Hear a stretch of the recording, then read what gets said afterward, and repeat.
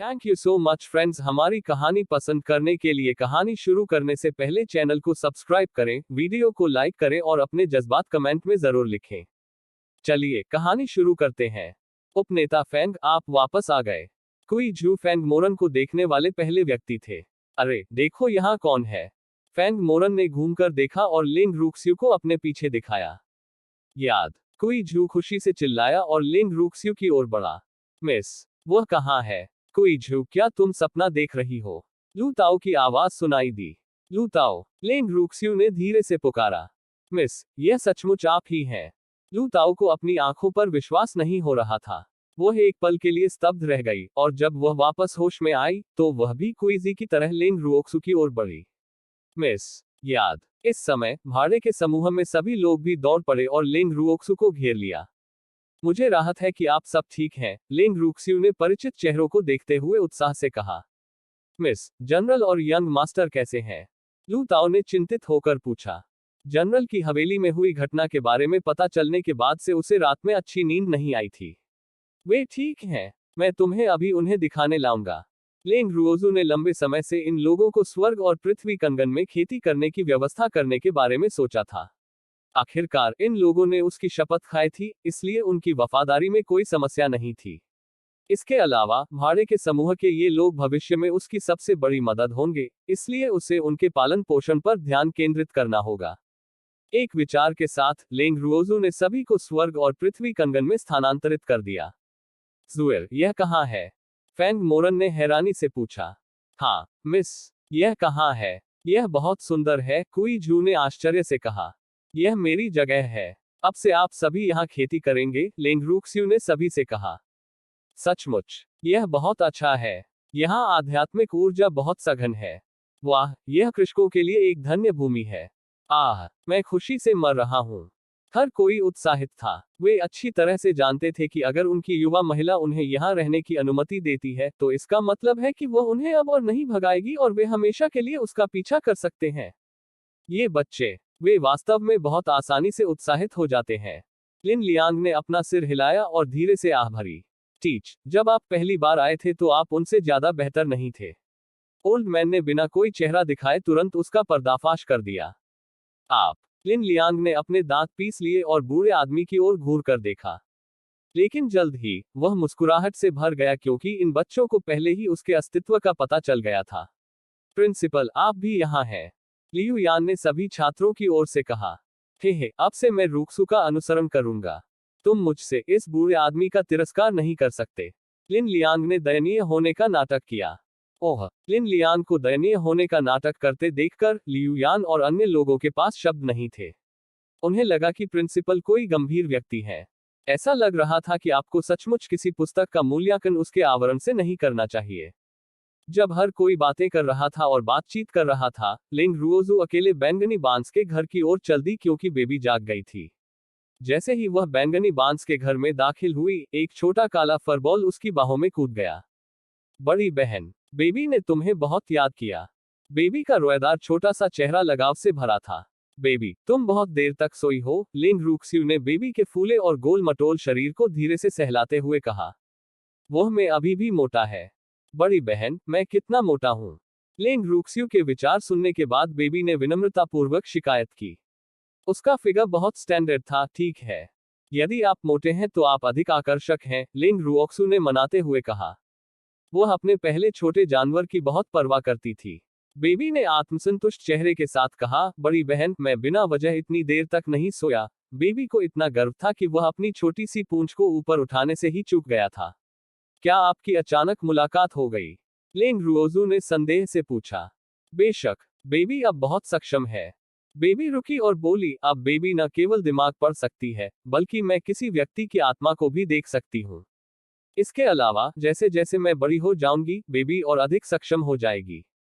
Baby वास्तव में सक्षम है। फिर अब से मुझे बड़ी बहन की सुरक्षा के लिए बेबी पर निर्भर रहना होगा, लिंग रूक्स्यू ने बहुत सहयोगात्मक ढंग से कहा।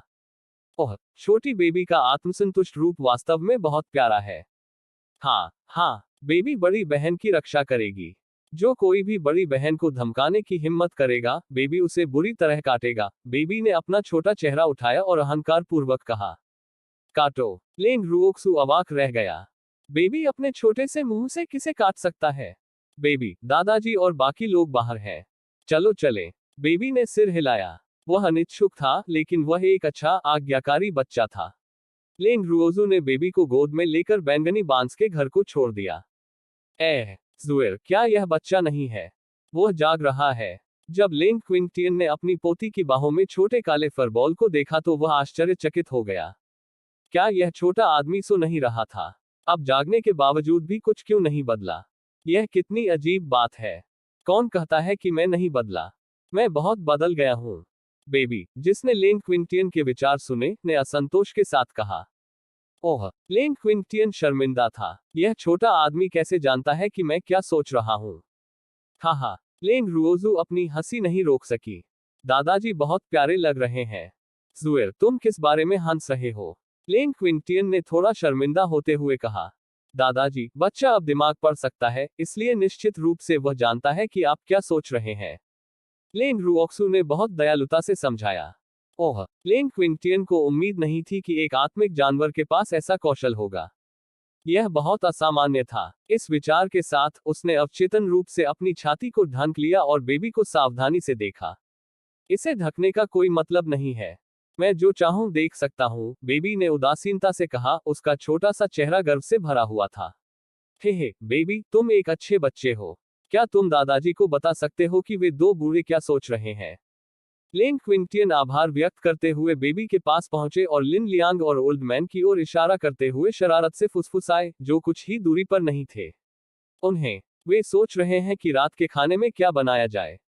बेबी ने अपना छोटा सा मुंह थोड़ा सा खोला और धीरे से कहा। ये दो पेटू केवल खाना ही जानते हैं। लेंग क्विंटियन मुस्कुराहट के साथ उन्हें डांटने से खुद को नहीं रोक सके। दादाजी, खाना लोगों के लिए सबसे महत्वपूर्ण चीज है। खाना पसंद करना सामान्य बात है, लेंग रुओक्सु ने हल्की मुस्कान के साथ कहा। ये तीन बूढ़े अब झगड़ों को मनोरंजन मानते हैं। यह सच है। जुएर, आज रात के खाने में हमें क्या खाना चाहिए? लेंग क्विंटियन ने पूछा। अब बहुत सारे लोग थे और जगह में खाना कम होता जा रहा था। अफसोस, वह थोड़ा चिंतित था। चलो आज रात बाहर खाना खाएंगे। लेंग रुओक्सु ने कुछ सोचने के बाद कहा। पहले कम लोग थे, इसलिए वे जगह में खाना बना सकते थे। लेकिन अब इतने सारे लोगों के साथ यह स्पष्ट रूप से असंभव था। ओह ठीक है, दादाजी, वे कहाँ हैं? लेंग रुओजू ने फिर पूछा। उसने अभी अभी चारों ओर देखा, लेकिन बिग ब्रदर फेंग और अन्य का कोई निशान नहीं मिला।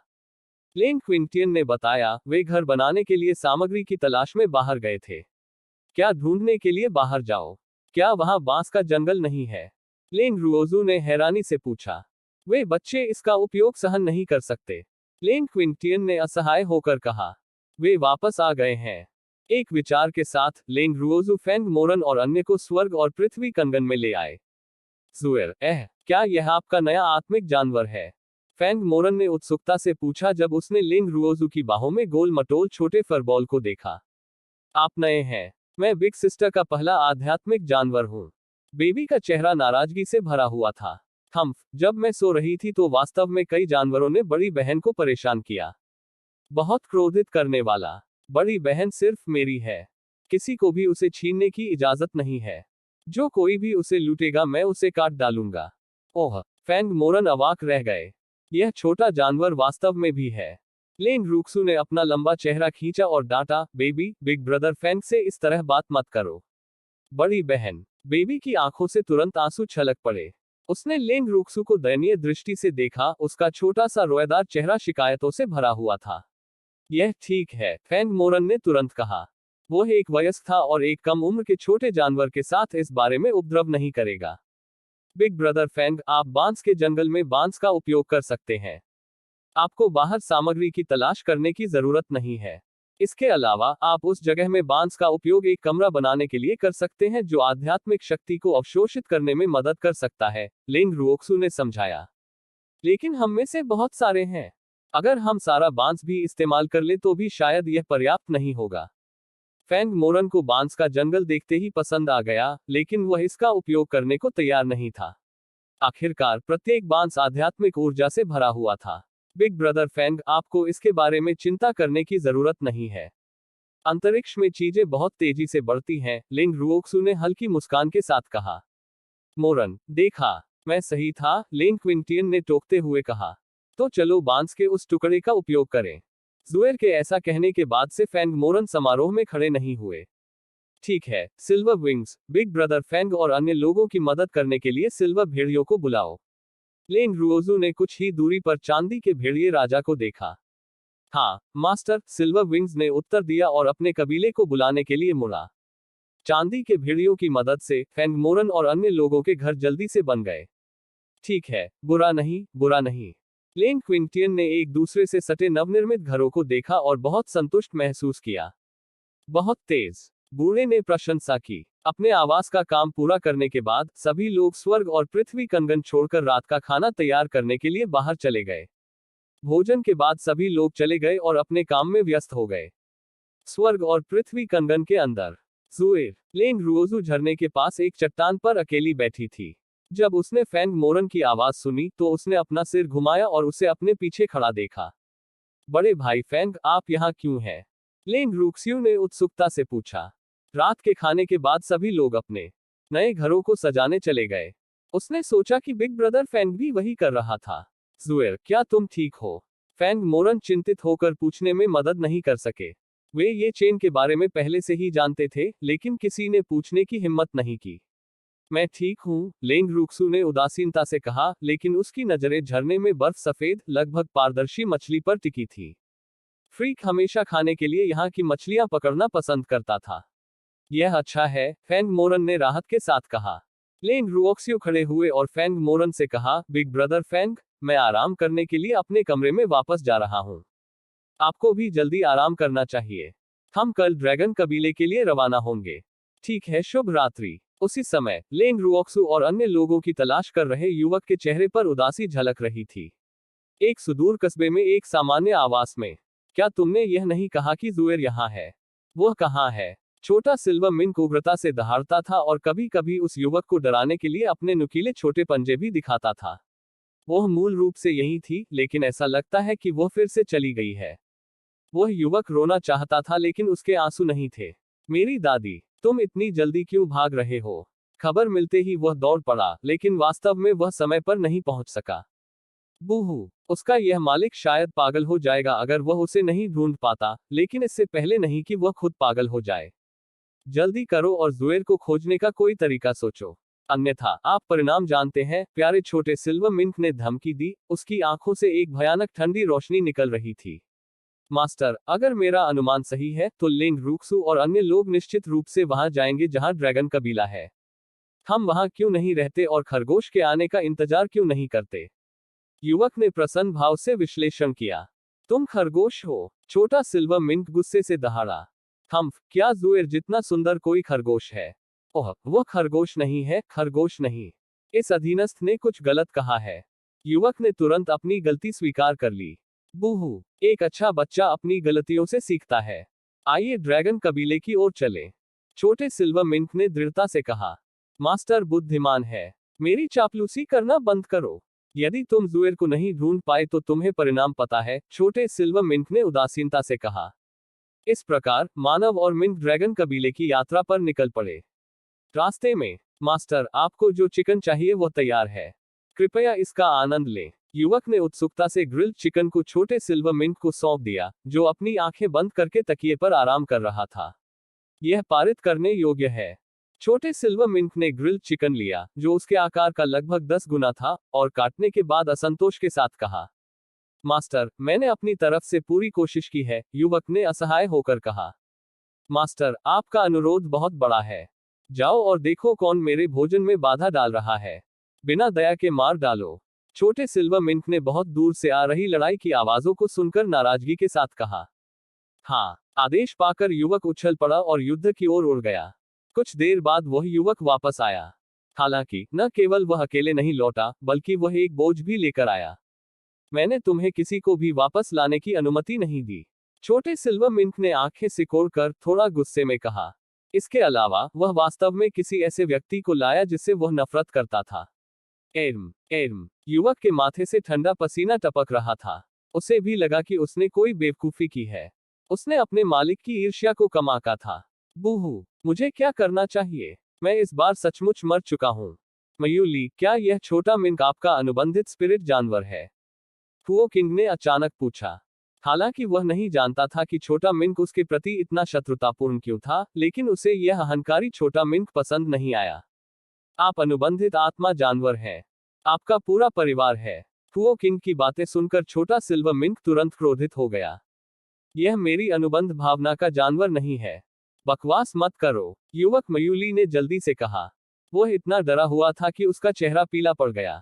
बूहू, यह मास्टर ऐसा व्यक्ति नहीं है जिसे मैं अनुबंधित कर सकूं। ओह, फिर आप इसे मुझे क्यों नहीं देते? मेरे पास भी एक मिंक है, इसलिए वे एक दूसरे का साथ दे सकते हैं, हुओ किंग ने अपने चेहरे पर चमकदार मुस्कान के साथ कहा। एक दूसरे का साथ बनाए रखें। स्वर्ग, मयूली चिंता से रोने ही वाली थी। हे भगवान, बकवास करना बंद करो। वह बहुत छोटा है। अगर तुम मरना भी चाहते हो तो भी मुझे मत फंसाओ। मयूली समय समय पर छोटे मिंक पर नजरें चुराने से खुद को नहीं रोक पाती। फिर से कहो, एक छोटा सा मिंक चिल्लाया और घूरने लगा। मैंने कहा, मैं तुम्हारे लिए एक साथी ढूंढूंगा, हुओ किंग ने अस्पष्ट मुस्कान के साथ कहा और अपने स्पिरिट मिंक को बुलाया। हुओ किंग का मिंक बर्फ सफेद था। उसका फर नर्म और चिकना था और उसकी काले हीरे जैसी आंखें स्पष्ट और मंत्रमुग्ध करने वाली थी। मास्टर, स्नो मिंक ने धीरे से पुकारा और हुओ किंग के कंधे पर चढ़ गया। ओह, शुए, मैंने तुम्हें एक साथी पाया क्योंकि मुझे डर था कि तुम अकेले हो जाओगे। इसे देखो, यह बुरा नहीं है। हुओ किंग ने छोटे चांदी के मिंक की ओर इशारा किया जैसे कि वह कोई खजाना पेश कर रहा हो। मास्टर, मुझे यह पसंद है। प्यारे छोटे सिल्वर मिंक को देखकर शुए नाम के स्नो मिंक की आंखें तुरंत अनगिनत छोटे दिलों से चमक उठी और उसकी हृदय गति काफी तेज हो गई। बोलने के बाद इसने शर्म से अपना सिर भी नीचे कर लिया। अच्छा स्वाद, मुझे पता था कि शुए को यह निश्चित रूप से पसंद आएगा, हुओ किंग ने खुशी से कहा। इस समय मूली, जो हुओ किंग के बहुत करीब था, चुपचाप दूर चला गया। बूहू, मैं फंसाया नहीं जाना चाहता। हुओ क्विंग, अगर तुम मरना चाहते हो तो मुझे इसमें मत घसीटो। मयूली, मेरे शुए को वास्तव में यह चांदी का मिंक पसंद है। इसके बारे में क्या ख्याल है? इसे मुझे दे दो। हुओ किंग ने मूली की ओर देखा, उसका चेहरा प्रत्याशा से भरा था। मैं फैसला नहीं कर सकता, मयूली ने धीरे से कहा। यहां तक उसे अब मरने जैसा महसूस हो रहा था। इसके अलावा वह स्पष्ट रूप से महसूस कर सकता था कि किसी का गुस्सा भड़क रहा है। ओह, शुए, ऐसा लगता है कि आपको इसे स्वयं लुभाना होगा। हुओ किंग ने असहाय होकर कंधे उचकाए, यह संकेत देते हुए कि वह कुछ नहीं कर सकता था। ठीक है। शुए ने शर्म से छोटे चांदी के मिंक की ओर बढ़ने से पहले सिर हिलाया। छोटे सिल्वर मिंक, जो बुरे मूड में था, ने एक शब्द भी नहीं कहा और सीधे लात मार दी। उसके बाद जब शुए गेंद की तरह जमीन पर लुढ़का तो एक झटका लगा। कुछ दूर तक लुढ़कने के बाद वह धीरे धीरे वापस रेंगा और फिर से छोटे सिल्वर मिंक पर झपट पड़ा। दांग दांग दांग, शुए को बार बार लात मारी गई और वह बार बार रेंग कर वापस आ गया। यह असामान्य रूप से दृढ़ था और अपने प्रिय की दिशा में कड़ी मेहनत करता था। मयूली उस बर्फ सफेद मिंक को देखकर चकित रह गया जो अभी अभी काला हो गया था। उसके पास शब्द नहीं थे। ओह, इतना लगातार, क्या प्रेम की शक्ति सचमुच इतनी महान है? जब वह कल्पना कर रहा था तो छोटा सिल्वर मिंक इसे और बर्दाश्त नहीं कर सका। उसने अपनी छोटी मुट्ठी फैलाई और लगातार बर्फीले मिंक को अच्छी तरह से पीटा। हम्फ, तुम्हारी हिम्मत कैसे हुई मेरे बारे में कोई विचार रखने की? मरना? अरे, तुम्हें दुख क्यों नहीं होता कि तुम्हारे आत्मिक जानवर को पीटा जा रहा है? मयूली ने हैरानी से हुओ किंग को देखा। जब कोई स्वामी अपने आत्मिक जानवर की पिटाई कर रहा हो तो वह कैसे मुस्कुरा सकता है? मारना स्नेह है, कोसना प्रेम है। मैं इस युवा जोड़े के मामलों में हस्तक्षेप नहीं कर सकता, भले ही मैं इसका स्वामी हो। हुओ किंग ने आत्मसंतुष्ट चेहरे के साथ लापरवाही से कहा। हुओ किंग के शब्दों को सुनकर छोटा सिल्वर मिंक नफरत से भर गया। धिक्कार है हुओ किंग, बस तुम रुको। जब मैं बेहतर हो जाऊंगा तो सबसे पहले जिस व्यक्ति को मैं मारूंगा वह आप होंगे। हुओ किंग, ध्यान रखना। मयूली ने हुओ किंग को सहानुभूतिपूर्वक देखा और उससे परेशान होने की हिम्मत नहीं की, ऐसा न हो कि कोई व्यक्ति क्रोधित हो जाए और उसे भी पीट दे। मास्टर, यह बहुत भयंकर है, लेकिन मुझे यह पसंद है। शुए अस्थिर रूप से हुओ किंग के पक्ष में वापस चला गया, लेकिन उसकी इच्छा और भी अधिक दृढ़ थी। एक नर के रूप में उसे इस भयंकर मिंक को वश में करना था। महत्वाकांक्षी मास्टर आपका समर्थन करता है। हुओ किंग ने मंजूरी दे दी। उसे लगा कि वह सचमुच बहुत खुले विचारों वाला है। लिटिल मयूजी, चलो चले। छोटे सिल्वर मिंक ने मयूली से कहा और नाराजगी से हुओ किंग की ओर देखा। ओह, मयूली ने असहायता से उत्तर दिया, लेकिन वह अपने दिल में विलाप कर रहा था। मास्टर, क्या आप मुझे लिटिल मयूजी नहीं कह सकते? कहाँ जा रहे हो? चलो साथ चलते हैं, हुओ किंग ने जल्दी से कहा। यहाँ तक कि शुए, जो उसके कंधे पर बैठा था, ने भी सहमति में सिर हिलाया। हमारा अनुसरण मत करो, छोटे सिल्वर मिंक ने उग्रता से कहा, उसकी आंखें चमक उठी। ये न, तुम मेरे साथ इस तरह का व्यवहार कैसे कर सकते हो? तुमने मुझे मारा है और डांटा है, लेकिन फिर भी तुम मुझे भगाना चाहते हो। तुम बहुत हृदयहीन हो। हुओ किंग के कुछ भी कहने से पहले शुए ने बात की। इसके अलावा उन्होंने छोटे सिल्वर मिंक को अपने नाम पर एक नाम भी दिया। इसके बाद वो रोने भी लगे। मयूली के मुंह का कोना थोड़ा सा हिल गया और उसका दिल धड़क रहा था। यह शुए वास्तव में एक तरह का है। उसे यकीन था कि अगर वे दोनों सड़क पर हो तो वे अकेले नहीं होंगे। दुर्भाग्य से कोई निश्चित व्यक्ति कभी सहमत नहीं होगा। धिक्कार है, मुझे ये न मत कहो। जैसा कि अपेक्षित था, मिंक फिर से फट गया। तब क्या मैं तुम्हें दियाओए कहूंगा? शुए ने जांच की। वह जानता था कि उसकी प्रेमिका का स्वभाव बुरा है। आप मौत को दावत दे रहे हैं। छोटा सिल्वर मिंक जोर से दहाड़ने लगा। मास्टर, मैं इतने भयंकर मिंक के चक्कर में कैसे पड़ गया? शुए हैरान भाव से अपने मालिक की ओर मुड़ा। ओह, मैं केवल इतना कह सकता हूं कि प्यार अंधा होता है। जब आप प्यार में होते हैं तो आप कुछ नहीं कर सकते। हुओ किंग ने उसे सांत्वना दी, लेकिन वह मन ही मन हंस रहा था। हे, हुओ परिवार की घटना के बाद से वह इतना खुश नहीं था। लिटिल मयूजी, अगर वे चाहें तो उनका अनुसरण कर सकते हैं। छोटे सिल्वर मिंक ने अचानक अपना मन बदल लिया। हम्फ, हुओ क्विंग, बस आप प्रतीक्षा करें। मैं तुम्हें जाने नहीं दूंगा। मैं आपको अपने पीछे आने दे रहा हूं क्योंकि मैं भविष्य में आपके साथ हिसाब किताब तय करने में समय बर्बाद नहीं करना चाहता। स्वाभाविक रूप से हुओ किंग को नहीं पता था कि एक प्रतिशोधी छोटे मिंक के दिमाग में क्या था, इसलिए उसका दुखद भविष्य तय था। इस प्रकार दो इंसान और दो जानवर एक साथ ड्रैगन कबीले के लिए रवाना हुए। इस बीच लेंग रुक्सु और अन्य लोग भी क्विल की पीठ पर बैठे थे और ड्रैगन कबीले की ओर बढ़ रहे थे। दादाजी, क्या ड्रैगन वास्तव में केफ्री माउंटेन के सामने वाले द्वीप पर रहते हैं? लेंग रुओजू पूछने में मदद नहीं कर सकी। किंवदंती है कि ड्रैगन द्वीप पर पहले कोई नहीं गया है, लेंग क्विंटियन ने समझाया। ड्रैगन द्वीप ऐसी जगह नहीं थी जहां इंसान जा सके। ड्रैगन और फीनिक्स जैसे महान वंश वाले आत्मिक जानवर मनुष्यों से सबसे अधिक घृणा करते थे। छोटी लड़की, ड्रैगन द्वीप का स्थान लिंगफैंग महाद्वीप पर हजारों वर्षों से चला आ रहा है। हालांकि ड्रैगन हमेशा दुनिया से अलग थलग रहे हैं और मजबूत हैं, इसलिए कोई भी इस किंवदंती की प्रामाणिकता को सत्यापित करने में सक्षम नहीं है। ओल्ड मैन ने यह भी बताया कि ड्रैगन द्वीप और फीनिक्स नेस्ट के स्थान केवल किंवदंतियों में मौजूद थे।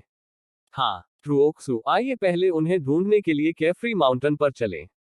अगर हम उन्हें नहीं ढूंढते हैं तो हम उन्हें कहीं और ढूंढ लेंगे, लिन लियांग ने आराम से कहा। वह जानता था कि यह लड़की चिंतित थी कि ड्रैगन कबीले के स्थान पर फैंगदा को प्रताड़ित किया जाएगा। अफसोस, वे भी चिंतित थे। लेकिन दो शीर्ष आत्मा वाले जानवरों के घोंसले ढूंढना इतना आसान नहीं होगा। मास्टर, ऐसा लगता है जैसे आगे कोई फीनिक्स है, क्विल ने अचानक कहा। सचमुच? कहा? सभी ने उत्सुकता से पूछा। वही, क्विल ने नजर डालते हुए कहा। सभी ने क्विल की दिशा की ओर देखा और एक छोटे हरे पक्षी को देखा, जो घबराया हुआ लग रहा था, उड़ते समय उत्सुकता से पीछे देख रहा था। यह एक छोटा फीनिक्स है। जो मैं जानता हूं, यह उससे भिन्न क्यों है? लिन युआन ने उत्सुकता से पूछा।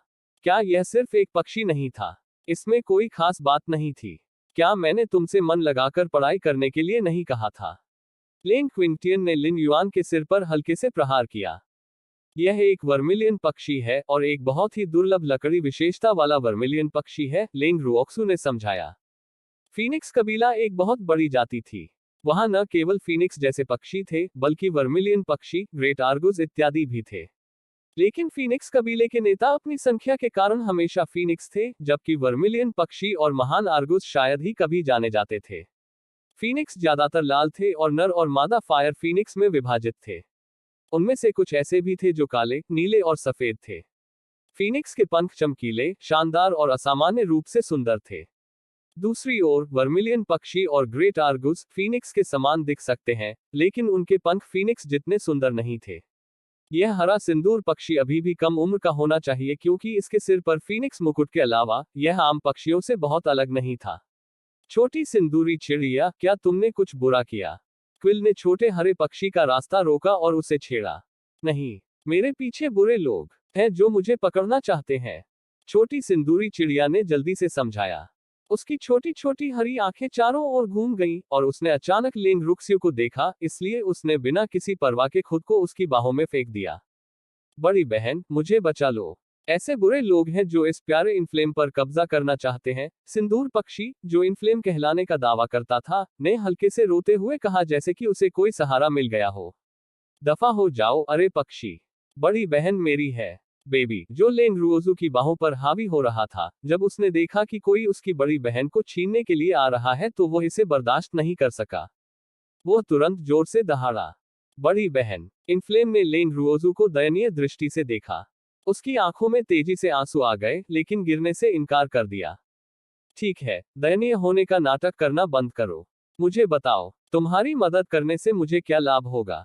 लेंग रुओक्सू ने व्यावसायिक तरीके से कहा। वह रास्ता पूछने के लिए किसी की तलाश कर ही रही थी कि तभी यह सिंदूरी पक्षी उसके दरवाजे पर दस्तक देने लगा। लाभ से आपका क्या तात्पर्य है? इनफ्लेम ने पूछा, उसका छोटा सा चेहरा प्रश्न चिन्हों से भरा हुआ था। ओह, मेरा मतलब है, अगर मैं आपकी मदद करूं तो मुझे क्या मिलेगा? लेंग रुओजू ने काली रेखाओं से भरे चेहरे के साथ कहा। ओह, मैं वास्तव में एक पक्षी से लाभ चाहता हूं। मेरे पास बहुत सारे चाइनाबेरी फल हैं जो मैं बड़ी बहन को दे सकता हूं। इनफ्लेम की हरी आंखें चारों ओर घूम गईं, उसने अनिच्छा से उत्तर देने से पहले बहुत देर तक सोचा। बूहू, यह उसका पसंदीदा भोजन था। वह आमतौर पर उन्हें खाना सहन नहीं कर पाता था। मुझे उस चीज की जरूरत नहीं है, लेंग रुओजू ने अवाक होकर कहा। वह फीनिक्स नहीं थी, तो उसे चिनबेरी फलों में दिलचस्पी कैसे हो सकती थी? छोटी वर्मिलियन पक्षी, क्या आप जानते हैं कि ड्रैगन द्वीप कहाँ है?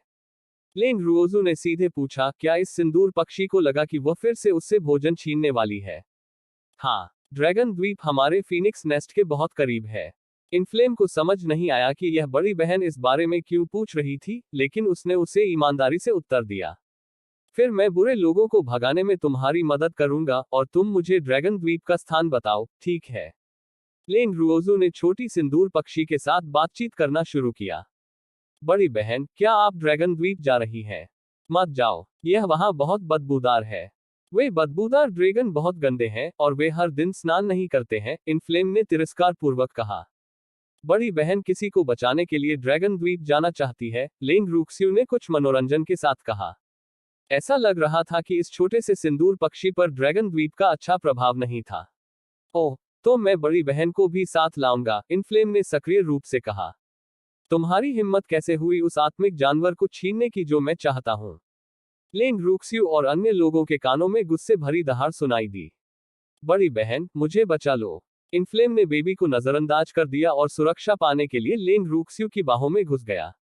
लेंग रुओक्सू ने थोड़ी नाराजगी के साथ ऊपर देखा और उसकी खूबसूरत आंखें धीरे से हवा में उड़ रहे दो लोगों पर पड़ी। वो मन ही मन हंसी। यह वास्तव में वे हैं। कैसा संयोग है। लेंग क्विंटियन और अन्य लोगों ने एक दूसरे की ओर देखा और उनके चेहरे पर मुस्कान धीरे धीरे चौड़ी हो गई। हे और अधिक मूर्ख दुर्व्यवहार का शिकार होने के लिए हमारे दरवाजे पर दस्तक देने लगे। ये दोनों लोग उन आध्यात्मिक देवताओं का हिस्सा थे, लेकिन उन्होंने कभी सोचा भी नहीं होगा कि अब जिन लोगों से उनका सामना हुआ है, वे वही लोग हैं जिनकी वे तलाश कर रहे थे और छुटकारा पाना चाहते थे, क्योंकि लेंग रुओक्सू और अन्य लोगों ने अपना रूप बदल लिया था। आपने उसे अभी अभी देखा है और वह अभी आपका नहीं है। आप यह निष्कर्ष कैसे निकाल सकते हैं कि मैंने उसे आपसे छीन लिया? लेंग रुओजू ने हंसते हुए कहा। अरे लड़की, अगर तुम जानती हो कि तुम्हारे लिए क्या अच्छा है तो उस पक्षी को सौंप दो, अन्यथा तुम सब मर जाओगे, दूसरे व्यक्ति ने धमकी दी। लेंग रुक्सू ने अपना सिर घुमाया और डरते हुए कहा, सचमुच? दादाजी, उन्होंने कहा था कि हम मरने वाले हैं। हे, मैं देखना चाहता हूं कि हम कैसे मरते हैं। बूढ़े आदमी ने उत्सुकता से देखते हुए लापरवाही से कहा। मैं भी जानना चाहता हूं, लिन लियांग ने दोहराया। उन दोनों ने एक ही गाना गाया, जिससे एक मौन समझ बनी। आप इसके लिए पूछ रहे हैं? वह हट्टा कट्टा आदमी जिसने पहले बात की थी, गुस्से में दहाड़ा और सीधे लिन लियांग पर हमला कर दिया। अरे, तुम पहले मुझ पर हमला क्यों कर रहे हो? क्या मुझे धमकाना आसान लगता है? लिन लियांग उदास थे और हमले से बच गए। थम्फ, अगली बार आप इतने भाग्यशाली नहीं होंगे। उस मोटे व्यक्ति को यह उम्मीद नहीं थी कि सामान्य दिखने वाला बूढ़ा व्यक्ति उसके हमले से बच जाएगा और वह अपने दांत पीसने से खुद को नहीं रोक सका। क्या ऐसा है? आप कोशिश कर सकते हैं, लिन लियांग ने उकसाया। इस दौरान उन्होंने इतने सारे स्पिरिट फल यूं ही नहीं खाए थे। इसके अलावा इतने लंबे समय तक रूक्सू के स्थान पर रहने के बाद उसकी आध्यात्मिक शक्ति पहले से ही संतृप्त अवस्था में पहुंच गई थी और वह एक सफलता के बहुत करीब था। अरे बूढ़े आदमी, तुम मौत को दावत दे रहे हो। वह हट्टा कट्टा आदमी दहाड़ने लगा, उसकी आंखों से तीव्र हत्या का इरादा झलक रहा था। यह देखते हुए कि लड़ाई शुरू होने वाली थी, लेंग रूक्सू ने तुरंत भाड़े के समूह को कनगन में भेजा और सभी जानवरों को मदद के लिए छोड़ दिया। दादाजी लिन, आप यह कर सकते हैं। हम आपका उत्साहवर्धन करेंगे, लेंग रुओजू ने कहा। वह दुनिया को अराजकता में देखना चाहता है। उसका सुंदर चेहरा प्रत्याशा से भरा था। चलो चलो ब्रेट लिन, इस बूढ़े आदमी को शर्मिंदा मत करो। बूढ़े ने भी हूटिंग की। आओ, बुरे लोगों को पीट पीट कर मार डालो। जो कोई इनफ्लेम को धमकाता है वह बुरा व्यक्ति है। इनफ्लेम भी चिल्लाया। खैर, वह वास्तव में आश्वस्त था कि कोई उसका समर्थन कर रहा है। तुम हृदयहीन लोग, क्या तुम चाहते हो कि मैं अकेले ही इन दोनों से लड़ूं? लिन लियांग बहुत गुस्से में थे। मैंने अभी क्यों बीच में रोका? क्या मैं सिर्फ अपने लिए परेशानी नहीं ढूंढ रहा था? चिंता मत करो, मैं तुम्हारी मदद करूंगा। इनफ्लेम ने यह सोचते हुए कहा कि वह बहुत दयालु है। लेकिन वह यह सोचे बिना नहीं रह सका कि यह लड़का वास्तव में दयनीय है, क्योंकि कोई भी उसे इतनी बुढ़ापे में लड़ने में मदद नहीं करेगा। सौभाग्य से लिन लियांग इनफ्लेम के विचारों को नहीं सुन सके, अन्यथा वह अवसादग्रस्त होकर मर जाएगा। भड़काओ, आप सबसे अच्छे हैं। हम्फ, आप सभी के पास कोई विवेक नहीं है। आप एक पक्षी से भी बदतर हैं। लिन लियांग ने गुस्से में कहा और उस मोटे आदमी पर विंड ब्लेड स्लैश छोड़ा। हे, यह सुनने के बाद बेबी अपना हंसता हुआ मुंह ढकने से खुद को नहीं रोक सका। बेबी, तुम किस बात पर हंस रही हो? लेंग रुओक्सू हैरान हो गई जब उसने बेबी को जोर से हंसते हुए देखा। इसमें इतना अजीब क्या है? बेबी लेंग रुओजू के कंधे पर कूद गया, उसके कान के पास झुक गया और फुसफुसाया जो उसने अभी छोटे वर्मिलियन पक्षी से सुना था। पफ। लेंग रुओजू जोर से हंसने से खुद को नहीं रोक सकी। यह छोटी सी सिंदूरी चिड़िया सचमुच बहुत प्यारी थी। वह वास्तव में बड़ों का आदर करना जानते थे। लेकिन उसका मानना कि अगर दादाजी लिन को पता होता कि छोटा सिंदूर पक्षी क्या सोच रहा है, तो वह निश्चित रूप से उदास होकर मर जाएंगे। आखिर कौन मानने को तैयार था कि वे बूढ़े थे?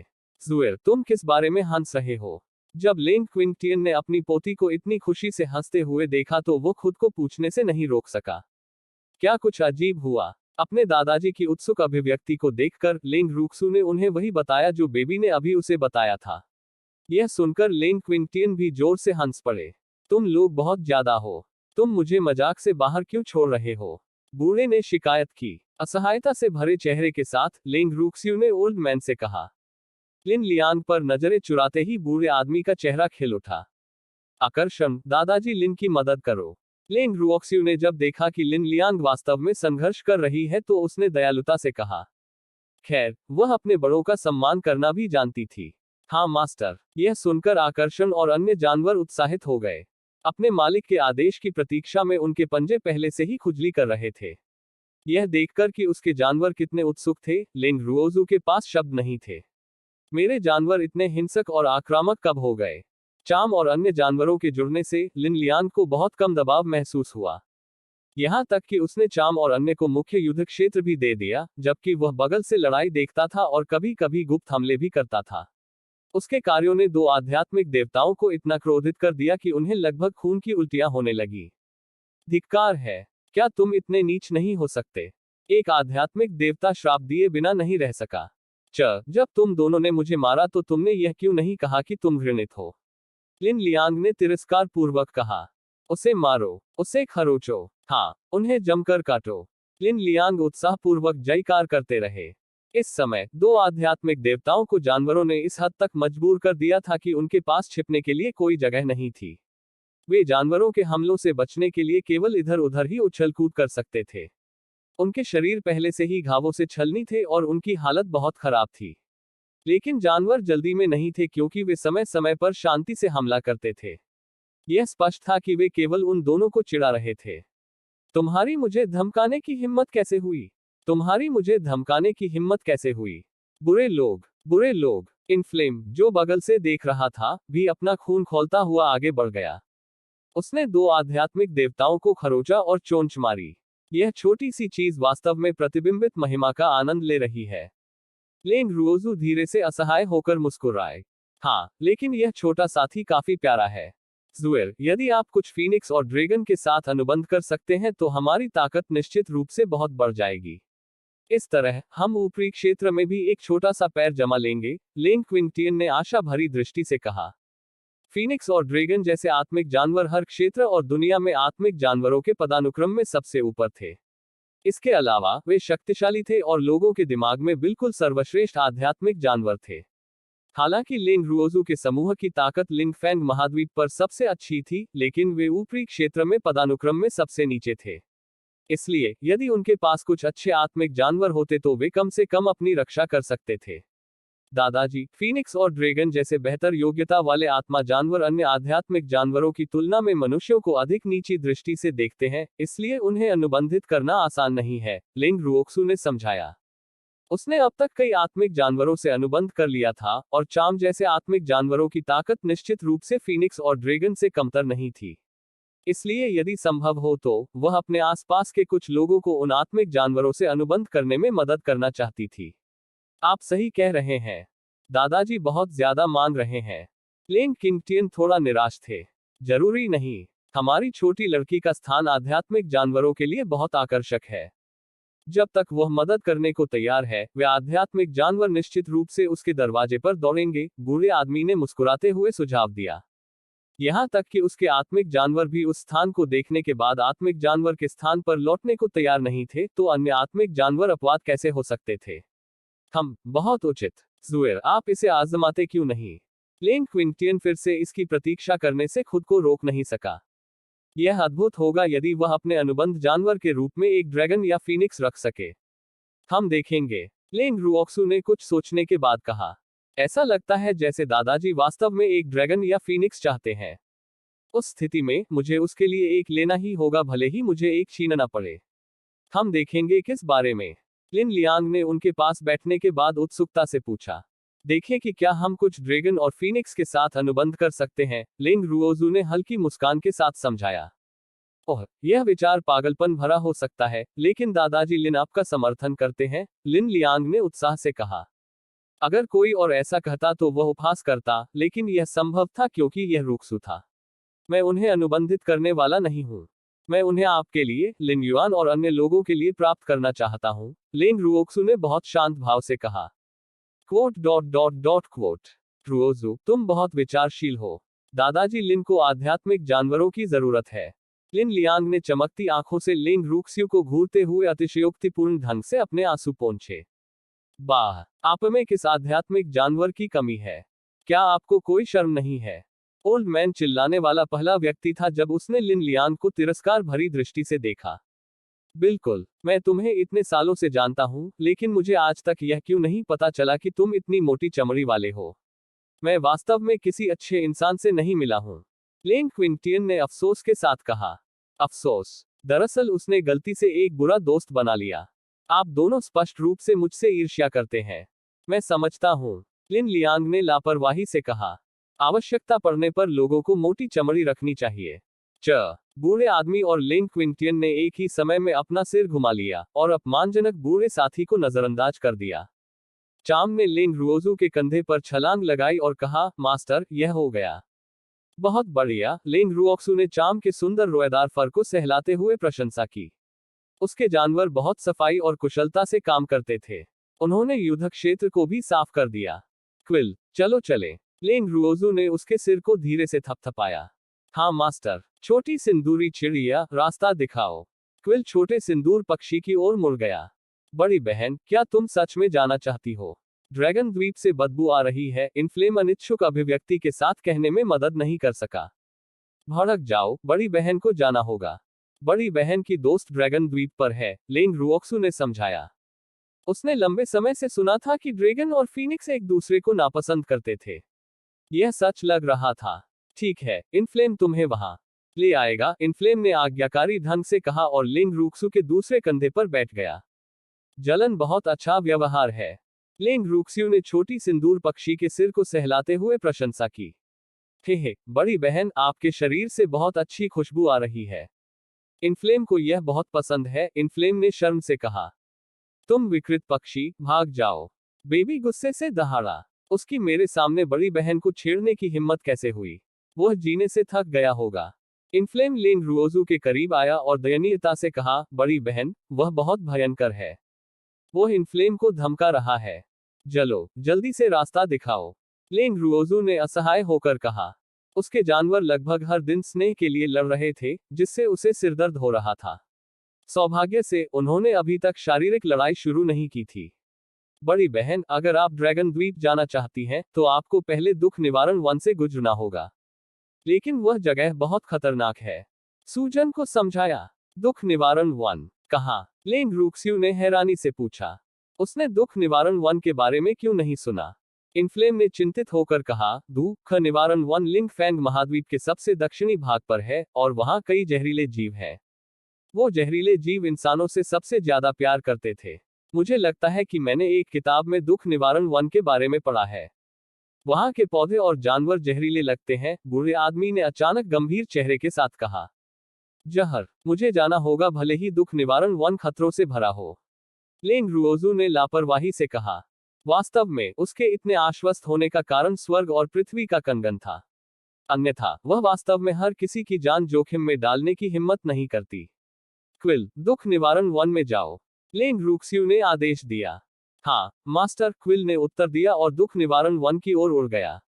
वे अंततः 3 दिनों तक उड़ान भरने के बाद उस दुख निवारण वन में पहुंचे जिसके बारे में इनफ्लेम ने बात की थी। जंगल के प्रवेश द्वार पर। भड़काओ, क्या यह जगह है? लेंग रुओजू ने छोटी वर्मिलियन पक्षी से पूछा, जो एक स्पिरिट फल खा रही थी। हाँ, यह यहाँ है। यह यहाँ बहुत खतरनाक है। बड़ी बहन, आपको सावधान रहना होगा। खाते खाते ज्वलन जवाब दे गया। जल जाओ, जब तुम यहाँ से हो तो तुम इन जहरीले जीवों से क्यों नहीं डरते? बूढ़े ने उत्सुकता से भरा चेहरा बनाकर बेशर्मी से पूछा। क्योंकि मुझ पर फीनिक्स कबीले की आभा है, वे मुझे चोट पहुंचाने की हिम्मत नहीं करते। लेकिन मैं अभी भी कम उम्र का हूं, इसलिए मैं इस जंगल में सुरक्षित रूप से चलने के लिए हर किसी की रक्षा नहीं कर सकता। इनफ्लेम ने बहुत दोषी महसूस करते हुए शर्म से अपना सिर नीचे कर लिया। बूहू, बड़ी बहन और अन्य लोगों ने मुझे बचाया और मेरे साथ बहुत अच्छा व्यवहार किया, लेकिन मैं उनके लिए ऐसा नहीं कर सकता। मूर्ख सूजन, बड़ी बहन को उन जहरीले प्राणियों की बिल्कुल भी परवाह नहीं है। लेंग रुओक्सू को पता था कि एक बार जब उसने उसकी अभिव्यक्ति देखी तो छोटी सिंदूर पक्षी को क्या परेशानी हो रही थी, इसलिए उसने तुरंत उसे सांत्वना दी। हाँ, बड़ी बहन बहुत शक्तिशाली है। ये चीजें बड़ी बहन से कैसे मेल खा सकती हैं? सूजन तुरंत फिर से सक्रिय हो गई। मास्टर, क्या हम प्रवेश करेंगे? क्विल ने पूछा। प्रवेश करना? रुको, बड़ी बहन, उड़ो मत, नहीं तो नरभक्षी लताओं में फंस जाओगे तो मुसीबत में पड़ जाओगे, इनफ्लेम ने अचानक चेतावनी दी। जल जाओ, अब दिन हो गया है। क्या जहरीले जीव रात में दिखना पसंद नहीं करते? लेंग रुओजू ने संदेह से पूछा। पूरी तरह से नहीं, यह सिर्फ इतना है कि रात में अधिक होंगे। बड़ी बहन, यहाँ आमतौर पर बहुत कम इंसान होते हैं, इसलिए नरभक्षी लताएं आमतौर पर दिन के दौरान आराम करती हैं। लेकिन अगर कोई मानव गंध होगी तो वे जाग जाएंगी, इनफ्लेम ने समझाया। दिन के समय जंगल में सबसे खराब चीज नरभक्षी लताएं थी। अधिकांश अन्य जहरीले जीव मूल रूप से केवल रात में ही दिखाई देते हैं। चलो फिर प्रवेश करें। लेंग रुओजू ने अपने दादाजी और अन्य लोगों के साथ नजरें मिलाने और एक दूसरे की ओर हल्का सा सिर हिलाने के बाद कहा। बड़ी बहन, यहाँ सब कुछ जहरीला है, इसलिए सावधान रहें कि कुछ भी न छुएं, इनफ्लेम ने चिंतित होकर उसे याद दिलाया। ठीक है। लेंग रुओक्सू इनफ्लेम की व्यंग्यात्मकता को हास्यास्पद समझने में मदद नहीं कर सके। क्या चिंता का विषय है? लेंग रुओजू ने लिन युआन और अन्य को कंगन में प्रवेश कराया, केवल उसके दादा, ओल्ड मैन, दादाजी लिन, बिग ब्रदर फैंग, बेबी, चाम और क्विल को छोड़ दिया। 5 मनुष्य और 4 जानवर एक साथ दुख निवारण वन में चले गए। जंगल में प्रवेश करने के बाद लेंग रुओजू ने पाया कि यह बिल्कुल वैसा ही था जैसा इनफ्लेम ने कहा था। सभी पौधे जहरीले थे और यहाँ तक यहाँ की हवा भी जहरीली थी। सौभाग्य से यह जंगल बहुत बड़ा नहीं था, या वह वास्तव में नहीं जानती थी कि वे इससे कब बाहर निकल पाएंगे। इसे खाए। कुछ कदम चलने के बाद लेंग रुओजू ने उनमें से प्रत्येक को एक गोली दी। यह गोली एक विषम गोली थी जिसे उसने गड़ा था। हो सकता है कि यह सभी जहरों को ठीक करने में सक्षम न हो, लेकिन यह कम से कम उनके लिए चीजें आसान बना देगा। जानवरों सहित सभी ने गोलियां सीधे उनके मुंह में फेंक दी। उन्हें तुरंत ताजगी महसूस हुई और उनकी सांसें बहुत आसान हो गईं। बड़ी बहन, इसे मत छुओ, यह बहुत जहरीला है। इनफ्लेम ने लेंग रूक्सू को जल्दबाजी में रोका जब उसने उसे एक छोटी सी घास को छूने के बारे में देखा। बड़ी बहन जानती है। लेंग रुओजू ने सावधानी पूर्वक अपने हाथ से घास का तिनका खोदा। उसे उम्मीद नहीं थी कि यहाँ आत्मा को निगल जाने वाली घास उगेगी। ये बहुत बढ़िया था। इस तरह वह अपनी नियंत्रण गोलियों को आत्मा निगलने वाली गोलियों में अपग्रेड कर सकती है। बड़ी बहन वास्तव में ठीक है। इनफ्लेम का चेहरा जिज्ञासा से भरा था। उसने उस घास को छूने की भी हिम्मत नहीं की, लेकिन छूने के बाद वह वास्तव में ठीक थी। यह सचमुच बहुत जादुई था। तुम विकृत पक्षी, क्या तुम सचमुच चाहते हो कि बड़ी बहन को कुछ हो जाए? बेबी गुस्से से दहाड़ने लगी। वह उन सभी से नफरत करता था जो उपकार के लिए उसके साथ प्रतिस्पर्धा करना चाहते थे। बड़ी बहन, मेरा मतलब यह नहीं था। इनफ्लेम ने लेंग रुओजू को व्यथित दृष्टि से देखा। हे, बड़ी बहन इनफ्लेम के इरादों को समझती है। लेंग रूक्स्यू ने इनफ्लेम को सांत्वना देने के लिए उसके सिर को सहलाया। यह अच्छा है। बड़ी बहन, तुम्हें वह घास क्यों चाहिए? लेंग रूक्स्यू की बातें सुनने के बाद इनफ्लेम को बहुत अधिक आराम मिला, लेकिन वह फिर से जिज्ञासु बनने में मदद नहीं कर सका। गोलियां बनाने के लिए लेंग रूक्स्यू ने सरलता से उत्तर दिया, जबकि उसकी खूबसूरत पानी भरी आंखों ने चारों ओर देखा कि क्या कोई और जड़ी बूटियां हैं। ट्रुओक्सु, ये सभी जड़ी बूटियां जहरीली हैं। क्या इनका उपयोग कीमिया के लिए किया जा सकता है? लिन लियांग हैरान था। उसने कभी नहीं सुना था कि कीमियागर जहरीली जड़ी बूटियों से गोलियां बनाते थे। क्या ऐसी गोलियों का सेवन किया जा सकता है? ब्रेट लिन, इस बुरे आदमी को शर्मिंदा मत करो, ठीक है? बेशक, जहरीली जड़ी बूटियों को जहरीली गोलियों में बदल दिया जाएगा। बूढ़े आदमी ने अपने होंठ भींचे चेहरे से कहा, मैं इस व्यक्ति को नहीं जानता। ओह, कीमियागर वास्तव में जहर बनाते हैं। लिन लियांग की पीठ पर ठंडा पसीना लुढ़क गया। ये वाकई बहुत डरावना था। दादाजी लिन, बेशक जहर का इस्तेमाल दुश्मनों से निपटने के लिए किया जाता है। यह बहुत सारी ऊर्जा बचाता है। लड़ना और मारना बर्बर लोगों का व्यवहार है, लिंग रुओक्सू ने हल्की मुस्कान के साथ कहा। उसके पास कोई विकल्प नहीं था क्योंकि वह आलसी थी। ओह, यह समझ में आता है। लिन लियांग ने इसके बारे में ध्यान से सोचा। यह सही है। क्या सरल तरीकों का उपयोग न करना मूर्खतापूर्ण नहीं है? लेकिन इस लड़की का उसका दुश्मन बनना निश्चित ही दुखद होगा। इनफ्लेम ने विचार में अपने छोटे पंखों से अपना छोटा सिर खुजलाया और कहा, बड़ी बहन, मैं एक ऐसी जगह जानता हूं जहां इस तरह की बहुत सारी घास होती है। क्या तुम्हें और चाहिए? कहा, बड़ी बहन को वहां ले आओ। मेरे साथ आइए। इनफ्लेम ने अपने छोटे पंख फड़फड़ाए और आगे बढ़ गया, जबकि लेंग रूक्स्यू और अन्य लोग उसके पीछे पीछे चल रहे थे। बड़ी बहन, यही जगह है। इनफ्लेम लेंग रुओजू और अन्य को उस स्थान पर ले आया जिसे वह जानता था। इतनी सारी जड़ी बूटियां। लेंग रुओजू ने अपने सामने बड़े घास के मैदान को देखते हुए कहा, लेकिन वे सभी जहरीले थे। आत्मा को निगलने वाली घास के अलावा कई अन्य जड़ी बूटियां भी थी। इस जगह को जहरीली जड़ी बूटियों के लिए बिल्कुल स्वर्ग माना जा सकता है। लेंग रुओजू उत्साह से नीचे बैठ गई और ध्यान से जड़ी बूटियां चुनने लगी। जुएर, दादाजी आपकी मदद करेंगे। लेंग क्विंटियन भी मदद के लिए तैयार होकर नीचे झुके। अन्यथा वह सारी घास कब चुन सकती थी? दादाजी, सावधान रहें। ये बहुत जहरीले हैं, लेंग रुओक्सू ने कटाई करते समय याद दिलाया। मिस, आइए हम भी मदद के लिए आगे आएं। लिन युआन ने अंतरिक्ष से ध्वनि प्रसारण भेजा। संख्या में ताकत थी। ठीक है, मारक दवा लेने के बाद बाहर आओ, लेंग रूक्सू ने कुछ सोचने के बाद कहा। उनकी वर्तमान ताकत को देखते हुए, यह लिन युआन और इस जंगल के अन्य लोगों के लिए बहुत खतरनाक था। विश्रण की गोलियां लेने के बाद लेंग रुओजू ने लिन युआन और समूह को बाहर जाने दिया। सभी के सहयोग से आखिरकार घास के बड़े हिस्से की कटाई की गई। ओह, खरपतवार निकालने के लिए ताकत की आवश्यकता होती है। लिन लियांग थकावट से हौंफते हुए जमीन पर गिर पड़े। तुम्हें अभी इसका एहसास हुआ? अन्यथा तुम्हें क्यों लगता है कि गोलियां इतनी महंगी हैं? बूढ़े आदमी ने जानबूझकर उकसाया। अरे बूढ़े आदमी, अगर तुम मुझसे झगड़ा नहीं करते तो क्या तुम्हें असहजता महसूस होती है? लिन लियांग दहाड़ उठा। हाँ, अगर मैं तुम्हें धमकाता नहीं हूं तो मैं हर जगह असहज महसूस करूंगा, ओल्ड मैन ने बिना शर्माए या बिना रुके कहा। लिन युआन, मैं तुम्हें वापस भेज दूंगा। यहाँ बहुत खतरनाक है। लेंग रुओक्सू ने उन दो लोगों को असहाय रूप से देखा जो मुर्गियों की तरह लड़ रहे थे। हाँ, मिस। सभी लोग भी सावधान रहें, लिन युआन ने याद दिलाया। वे बहुत कमजोर थे और विषम की गोलियां लेने के बावजूद भी उन्हें सांस लेने में कठिनाई हो रही थी। चल दर, लिन युआन और अन्य को कंगन में भेजने के बाद लिंग रुओजू ने लिंग क्विंटियन और अन्य से कहा। सभी ने सिर हिलाया और आगे बढ़े। मास्टर, लगता है उधर से कुछ आवाजें आ रही हैं। आकर्षण ने जंगल के दाहिनी ओर इशारा किया। बड़ी बहन, वह नरभक्षी लताओं का क्षेत्र है। नरभक्षी लताओं ने फिर से भोजन पकड़ लिया होगा, इनफ्लेम ने समझाया। वह उसे और अन्य लोगों को बहुत सुरक्षित मार्ग पर ले आया। जहरीले जीव मूल रूप से दिन के दौरान इस रास्ते पर दिखाई नहीं देंगे, लेकिन अन्य लोग या जानवर इतने भाग्यशाली नहीं हो सकते हैं। क्विल, देखो क्या हो रहा है। मास्टर, ऐसा लगता है कि यह फैंग परिवार का पहला बुजुर्ग है।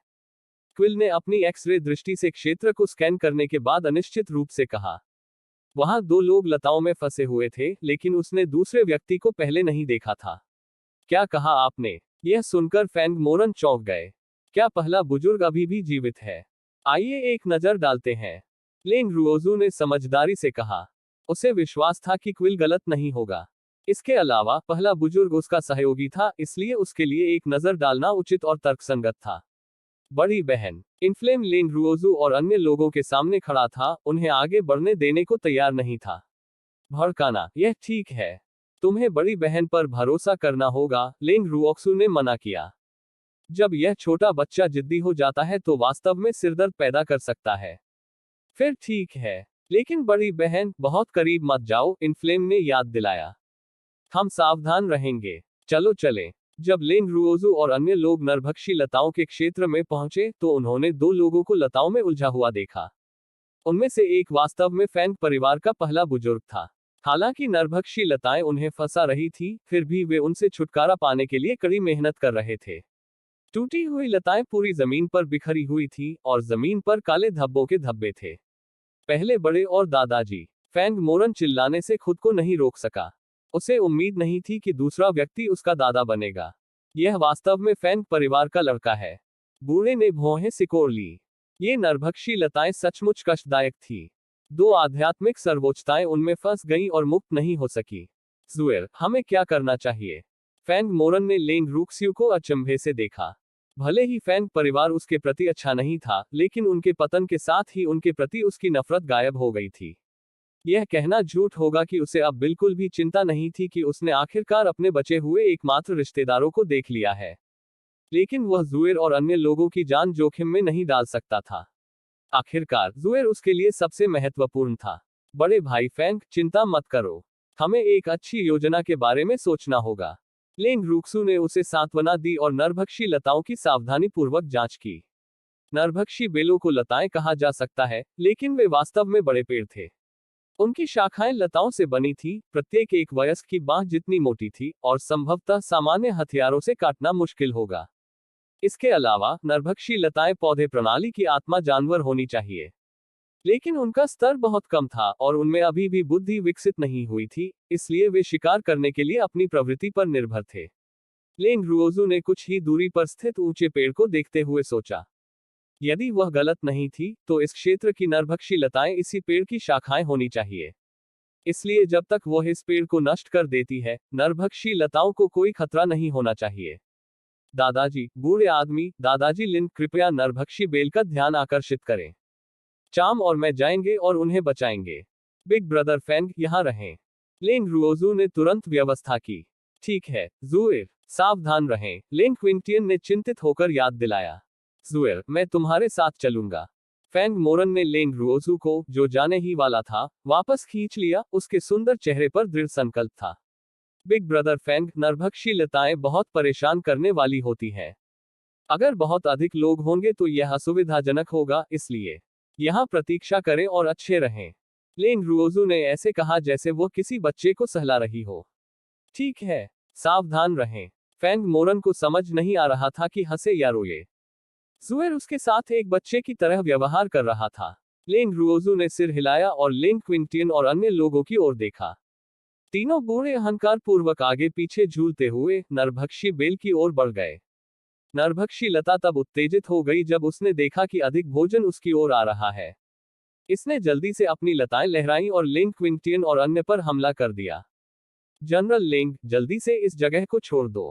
पहले बुजुर्ग ने लेंग क्विंटियन और अन्य लोगों को देखकर उन्हें तुरंत याद दिलाया। पहले बुजुर्ग, चिल्लाना बंद करो। लेंग रुओजू चुपचाप पहले बुजुर्ग के पास आ गई और फुसफुसाए, आह, रॉक्सू, तुम यहाँ क्या कर रही हो? जल्दी से इस जगह को छोड़ दो, पहला बुजुर्ग उत्सुकता से चिल्लाया। बेशक, तुम्हें बचाने के लिए, लेंग रुओक्सू ने असहायता से समझाया। क्या यह बूढ़ा आदमी पहले से ही चतुर है? वह मूर्ख क्यों बन गया? ओह, पहला बुजुर्ग तो दंग रह गया। उसने सोचा कि लेंग क्विंटियन और अन्य लोग भी गलती से यहाँ आ गए थे। उसे यह सोचने की हिम्मत नहीं हुई कि वे विशेष रूप से उन्हें बचाने आए थे। जब उसने यह सोचा तो तुरंत उसके हृदय में एक गर्म धारा प्रवाहित हो गई। वह हमेशा यही सोचता रहा कि वह अनुभवी है, जानकार है और उसने अनगिनत लोगों को देखा है। लेकिन उन्हें एहसास हुआ कि परिवार की उथल पुथल का अनुभव करने के बाद ही उन्होंने वास्तव में मानव स्वभाव और दुनिया की चंचलता को देखा। लेंग रुओक्सू ने अपनी तलवार निकाली और बांह मोटी लताओं पर जमकर वार किया। पहले बुजुर्ग को बांधने वाली लताएं धमाके के साथ टूट गईं। फिर लेंग रुक्स्यू ने फैंग परिवार के मुखिया को बांधने वाली लताओं को काट दिया और उनमें से प्रत्येक को एक गोली दी। उन दोनों ने गोलियां ली और बिना किसी हिचकिचाहट के उन्हें निगल लिया। उनके शरीर की चोटें और आध्यात्मिक शक्ति तुरंत ठीक हो गई। उन्होंने आश्चर्य और कृतज्ञता से लेंग रुक्सू को देखा। वे कुछ कहने ही वाले थे, लेकिन लेंग रुक्स्यू ने उन्हें रोक दिया। इस जगह को जल्दी से छोड़ दो, लेंग रुओक्सू ने याद दिलाया। ओह, ठीक है, पहले बुजुर्ग ने तुरंत उत्तर दिया। यह वास्तव में बात करने के लिए अच्छी जगह नहीं थी। दादाजी, वापस आओ। जब लेंग रुक्सू ने 3 लोगों को नरभक्षी बेल को छेड़ते हुए देखा तो उसने अपना सिर हिला दिया। वह वास्तव में नहीं जानती थी कि उन 3 बूढ़ों के साथ क्या करना है। यह बहुत खतरनाक था, लेकिन वे तीनों मजा कर रहे थे। ठीक है, वे तीनों अनिच्छा से पीछे हट गए। जुएर, क्या हमें इस नरभक्षी बेल को नहीं मारना चाहिए? लेंग क्विंटियन ने हिलती लताओं को देखते हुए उत्सुकता से पूछा। यह नरभक्षी लता उन तीनों का कुछ नहीं बिगाड़ सकी। इसके अलावा, जब उसने देखा कि जो भोजन उसने पकड़ा था वह भी गायब हो गया तो वह क्रोधित हो गया। हमने उन्हें बचा लिया है। चलो जल्दी से इस जगह को छोड़ दें, लेंग रुओजू ने कहा। वह बहुत दयालु थी। अवश्य ही इस नरभक्षी लता के अस्तित्व का कोई कारण होगा, इसलिए उसे इस जंगल के संतुलन की खातिर इसे जाने देना चाहिए। ठीक है, चलो जल्दी से इस जगह से निकले। पहला बुजुर्ग लेंग रुओजू से सहमत था। वह यहाँ एक क्षण भी रुकना नहीं चाहता था। नरभक्षी लताओं के क्षेत्र को छोड़ने के बाद उन्हें आराम करने के लिए एक सुरक्षित स्थान मिला। रुओक्सू, मैं आपकी दयालुता के लिए आपको जितना धन्यवाद दूं, कम है। बस मुझे बताएं कि क्या आपको भविष्य में मेरी मदद की जरूरत है, पहले बुजुर्ग ने ईमानदारी से कहा। यदि लेंग रुक्स्यू और अन्य लोगों ने उसे और पितृसत्ता को नहीं बचाया होता, तो उनके 2 पुराने जीवन यहाँ खो गए होते। वह वास्तव में नहीं जानता था कि इस जीवन रक्षक उपकार का बदला कैसे चुकाया जाए। हमें बचाने के लिए धन्यवाद। हमारा फैंग परिवार अब से मिस लेंग के नेतृत्व का पालन करने को तैयार है, फैंग परिवार के मुखिया फैंग जिंग ने अचानक कहा। पलायन की इस लंबी अवधि के दौरान उसने लेंग रुक्सू का महान नाम अक्सर सुना था। आज जब उसने उसे देखा तो वह सचमुच असाधारण थी। हे, आप निश्चित रूप से जानते हैं कि योजना कैसे बनाई जाती है। बूढ़े आदमी ने मजाक में हंसी उड़ाई। अपनी छोटी बच्ची पर निर्भर रहना इतना आसान नहीं था। ओह, फैंग जिंग ओल्ड मैन के व्यंग्य पर शर्मा गया और उसके पास शब्द नहीं थे। हमारा फैंग परिवार हमेशा रुक्सू के साथ सहयोगी रहा है। अब जब फैंग परिवार गिर गया है, तो यह स्वाभाविक है कि हम रुक्सू के नेतृत्व का पालन करें, पहले बुजुर्ग ने तनाव कम करने के लिए कहा। वह फैंग जिंग की तुलना में बहुत अधिक व्यवहार कुशल और वाक्पटु था और उसकी त्वचा भी स्पष्ट रूप से बहुत अधिक मोटी थी। इसके अलावा, वह पितृसत्ता के निर्णय के 100% समर्थक थे। पहले बुजुर्ग, फैंग परिवार का क्या हुआ? फैंग मोरन, जो चुप थे, ने अचानक पूछा। मोरन, क्या आप और एओरन ठीक है? पहले बुजुर्ग ने चिंता से पूछा। हम ठीक हैं, फैंग मोरन ने पहले बुजुर्ग की ओर उम्मीद से देखते हुए जल्दी से कहा। मोरन, हम छिप रहे थे, लेकिन हमें उम्मीद नहीं थी कि तुम्हारे चाचा हमें बेच देंगे। अफसोस, फैंग परिवार को भारी नुकसान हुआ और केवल पितामह और मैं ही बच पाए। फैंग परिवार के उन सदस्यों के बारे में सोचकर उनका दिल दुख गया जिनकी मृत्यु हो गई थी। सौभाग्य से, उसने फैंग परिवार की वंशावली के अंतिम हिस्से को संरक्षित करने के लिए पहले लोगों के एक समूह को भेजा था। मोरन, आपने कई वर्षों से कुलपति को नहीं देखा है ना? पहले बुजुर्ग ने फैंग मोरन को फैंग जिंग की ओर खींचा। दादाजी, फैंग मोरन ने कांपती आवाज में पुकारा। उसने वास्तव में अपने दादाजी को काफी समय से नहीं देखा था।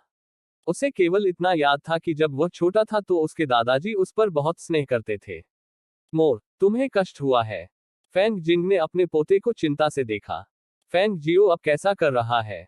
जब लेंग रुओक्सू ने फेंग मोरन और फेंग जिंग को आपस में मिलते देखा तो उत्सुकता से पहले बुजुर्ग से पूछा। मर गया। स्वयं कुलपिता ने मार डाला, पहले बुजुर्ग ने समझाया।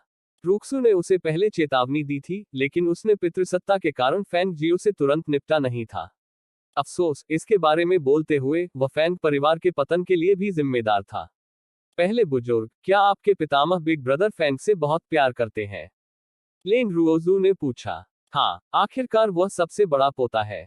चूंकि वह बिग ब्रदर फेंग से बहुत प्यार करता है, तो वह उसे धमकाने की अनुमति कैसे दे सकता है? लेंग रुओजू ने हैरानी से पूछा। क्या यह उसकी योग्यता के कारण था? रुओसू, पितृसत्ता वास्तव में मोरन पर बहुत अधिक स्नेह करती है। लेकिन वह एक दशक से भी अधिक समय पहले एकांतवास में चला गया था, इसलिए फेंग परिवार के मामलों को दूसरे बुजुर्ग और अन्य लोगों द्वारा प्रबंधित किया जाता था। बाद में फेंग जियो कार्यवाहक कुलपति बन गया और उसने फेंग परिवार के मामलों की देखभाल की। इसलिए पितृसत्ता को मूल रूप से मोरन के मामले के बारे में कुछ भी नहीं पता था। यह उसकी गलती नहीं है, पहले बुजुर्ग ने पितृसत्ता का बचाव किया। अफसोस, हर परिवार की अपनी कठिनाइयां थी।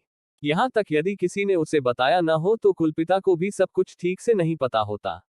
इसके अलावा कुलपिता का मन पूरी तरह खेती पर था। पहले बुजुर्ग ने जो कहा उसे सुनने के बाद लेंग रुक्सू ने अपनी राय व्यक्त नहीं की। आखिर ये उनका पारिवारिक मामला था। उसके जैसा बाहरी व्यक्ति क्या कह सकता है? बड़ी बहन, अंधेरा हो रहा है, चलो जल्दी से इस जगह को छोड़ दें। सूजन का आग्रह किया। यहाँ रात के समय कई जहरीले जीव जंतु घूमते होंगे। ठीक है, लेंग रुक्स्यू ने सिर हिलाया। इनफ्लेम की बातें सुनने के बाद लेंग रुक्स्यू और अन्य लोग जल्दी से चले गए। पहले बुजुर्ग, आप यहाँ क्यों हैं? लेंग रुओजू ने चलते समय पूछा। यह सब इसलिए है क्योंकि हमें उन आध्यात्मिक देवताओं द्वारा मजबूर किया गया था। वे हर समय हमारा शिकार कर रहे थे, इसलिए हमारे पास इस जगह पर भागने के अलावा कोई विकल्प नहीं था। उसके और कुलपति के अंदर भाग जाने के बाद वे थोड़ा हैरान हुए कि उन लोगों ने उनका पीछा करना क्यों बंद कर दिया। उन्हें इस खतरनाक वातावरण के बारे में बाद में पता चला। आप यहाँ पर कितने समय से हैं? लेंग रुक्स्यू ने पूछना जारी रखा। आज तीसरा दिन है। हमने बहुत गहराई तक जाने की हिम्मत नहीं की और केवल किनारे पर ही रह सके। पहले बुजुर्ग ने असहाय होकर आह भरी। कम से कम आपके पास अभी भी कुछ दिमाग है और आप जानते हैं कि आप अंदर नहीं जा सकते। जितना दूर आप जाएंगे उतने ही जहरीले जीव होंगे। यह ऐसी चीज नहीं है जिसे आप संभाल सकते हैं, इनफ्लेम ने प्रशंसा की। लेकिन उनकी बातों से पहले बुजुर्ग को बिल्कुल भी खुशी नहीं हुई। पहले बुजुर्ग ने छोटी हरी चिड़िया को देखा और उदास हो गया।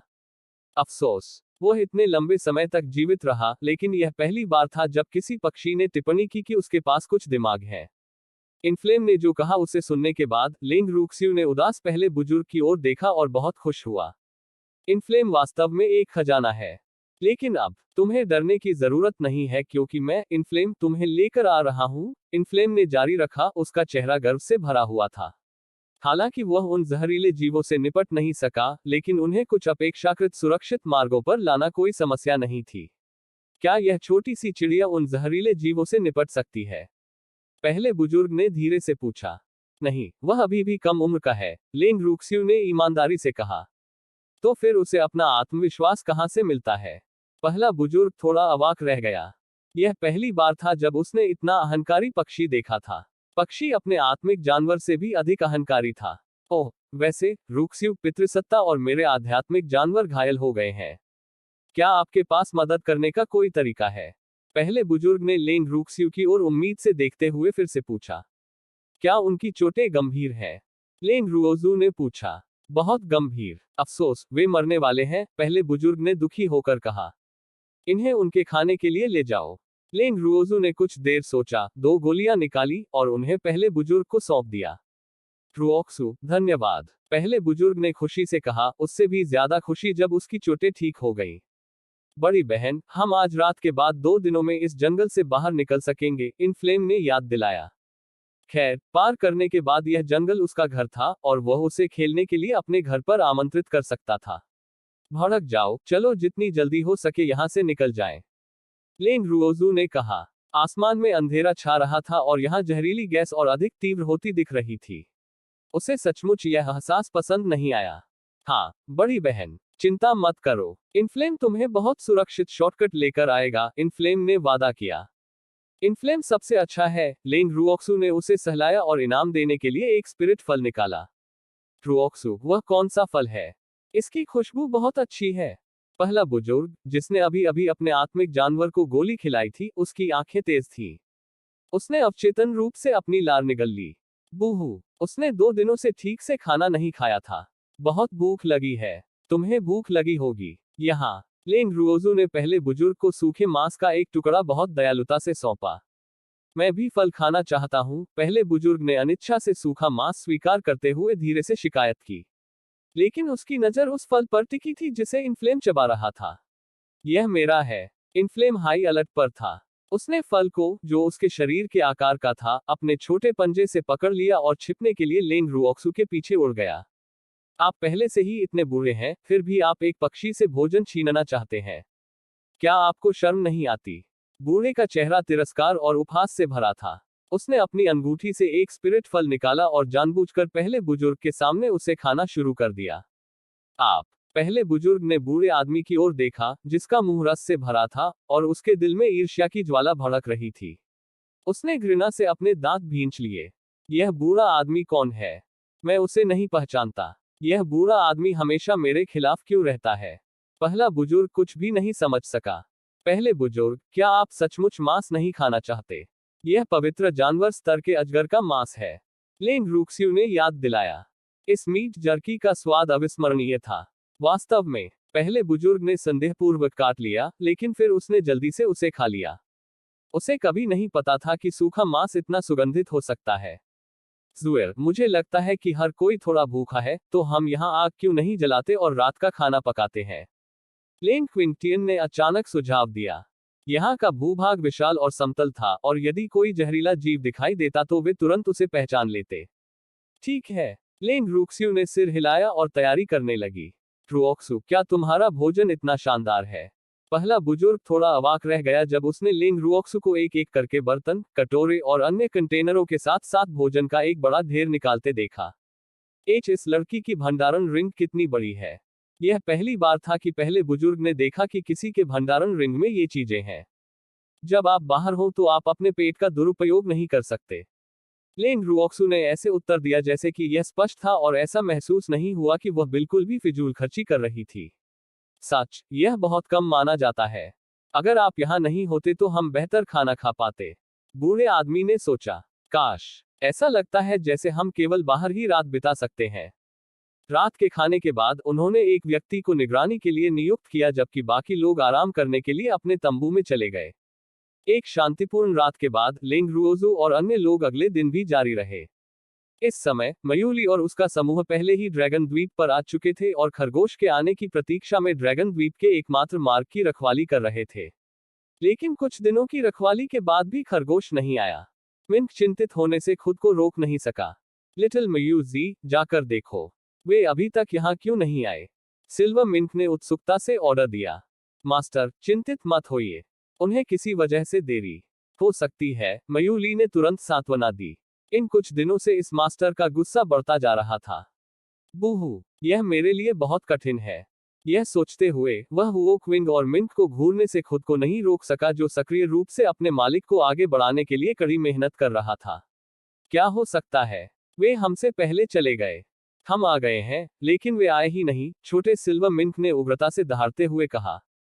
दियाओं, चिंतित मत हो, गुस्सा शरीर के लिए हानिकारक है। शांत हो जाओ। शुए ने समझदारी से दियाओं को सांत्वना दी। बूहू, दियाओं को इस तरह देखकर उसका दिल वास्तव में दुख गया। स्क्रैम, छोटे सिल्वर मिंक ने स्नो मिंक को लात मारकर दूर फेंक दिया। शुए अपने चेहरे पर शर्मिंदगी भरे भाव के साथ वापस भागने से पहले 2 बार जमीन पर लुढ़का। दियाओं, मुझे पता है कि तुम मुझसे प्यार करते हो, शुए ने गंभीरता से कहा। उसके गुरु ने कहा था कि मारना चुंबन के समान है और शाप देना प्यार के समान है। और उसने सदैव अपने स्वामी की बातों पर विश्वास किया था। मयूली ने स्पष्ट रूप से परपीड़क मिंक को देखा और उसके पास शब्द नहीं थे। हुओकिंग, आप मृत मांस हैं। यह छोटा आदमी तुम्हें आसानी से जाने नहीं देगा। अगर तुमने मुझे दोबारा डियाओ कहने की हिम्मत की तो मैं तुम्हें एक मृत मिंक में बदल दूंगा। छोटे सिल्वर मिंक ने अपनी आंखों में आग की तेज लपटें दिखाते हुए धमकी दी। अब उसे अपने छोटे से शरीर से सचमुच नफरत होने लगी थी। बूहू, तुम बहुत भयंकर हो, शुए ने डरते हुए कहा। उसने तुरंत अपनी प्रेमिका को संबोधित करने का तरीका बदल दिया और समय समय पर अपनी प्रेमिका पर नजरें चुराता रहा। धिक्कार है, आपको मुझे कहने की भी अनुमति नहीं है। छोटा सिल्वर मिंक जोर से दहाड़ने लगा। यदि वह होता, तो वह निश्चित रूप से उस आदमी और जानवर को नरक में भेज देता। तो फिर मैं तुम्हें क्या कहूं? शुए का दिल कांप रहा था, लेकिन फिर भी उसने पूछने का साहस जुटाया। मुझे कुछ भी मत कहो। छोटे चांदी के मिंक ने शुए को लात मार दी, जो उससे चिपका हुआ था। ओह, ठीक है, शुए ने आज्ञाकारी ढंग से कहा और देखने के लिए दूर छिप गया। क्वोट। छोटा सिल्वर मिंक अवाक रह गया। यह स्नो मिंक वास्तव में अपने मालिक जैसा दिखता है। गुरु, शांत हो जाइए। ज्यादा क्रोधित न हो और अपने शरीर को चोट न पहुंचाएं। मयूली ने अपनी हंसी रोकने की कोशिश की और उसे सांत्वना देने की कोशिश की। हाहा, यह बहुत मजेदार है। अपने मालिक की असहाय अभिव्यक्ति और शुए के निरंतर उत्पीड़न को देखकर वह हंसी से लगभग मर गया।